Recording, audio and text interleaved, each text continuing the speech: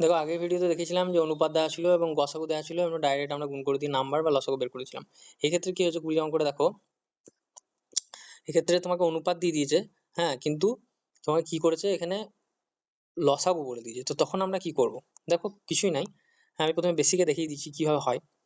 ধরো এখানে অনুপাত দিয়েছে একটা 5 আর একটা 9, তো আমি ধরে নিলাম একটা সংখ্যা হচ্ছে 5a আর একটা হচ্ছে 9a। তুমি এখানে এক্সও ধরতে পারো, কোনো ব্যাপার নেই। হ্যাঁ, এই এটা কি, এটা হচ্ছে এমন একটা নাম্বার যেটা দুটোর মধ্যে নাম্বারের মধ্যে আছে, মানে এটা কমন, মানে এটা গসাগু। তাহলে এই দুটো নাম্বার আমি যখন লসাগু মানে লসাগু বের করবো তখন কি বেরোবে, দুটো থেকে এ কমন, এ চলে যাবে, ইন্টু আর এই যে 5 আর 9 এই দুটো ইন্টু হয়ে যাবে, এটা হবে ওদের লসাগু। কিন্তু অঙ্কতে বলেছে লসাগু হচ্ছে 405, তাহলে এইটা সমান সমান আমি এখানে লিখতে পারি 405। ঠিক আছে, তাহলে এবার দেখো 5 দিয়ে এখানে কেটে গেল, এর ভ্যালু যদি বের করি কত বেরিয়ে যাবে, তো 5 দিয়ে কেটে গেল, 5 8 40, 5 1 5 আর 9 9 81, মানে এর ভ্যালু হচ্ছে 9 পেয়ে গেলাম।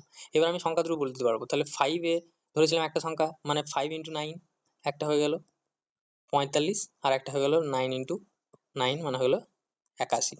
তাহলে 45 আর 81 ফার্স্ট অপশনটাই হচ্ছে আমাদের কারেক্ট অ্যান্সার। আর 21-এর অঙ্কটা আমি আগের ভিডিওতে করে দিয়েছি এই টাইপের। হ্যাঁ ঠিক আছে, গসাগু বলে দেওয়া আছে, তোমরা এটা করে কমেন্ট আমাকে জানাও।